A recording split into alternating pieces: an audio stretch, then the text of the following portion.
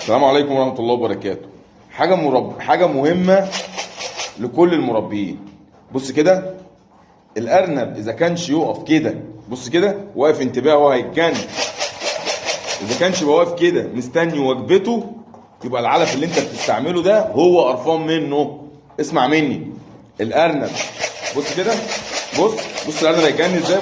بص إذا كانش الأرنب يبقى قاعد كده مستني وجبته، نمرة واحد افهم حاجة من الاتنين: يا الأرنب ده عنده مشكلة، يا الأرنب ده كاره العلف اللي هو بياكله.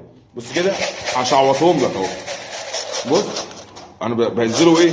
بهزله العلف. بص بشعوطه. فانت نصيحة مني ليك، يعني حاجة صغيرة بس خد بالك ان دي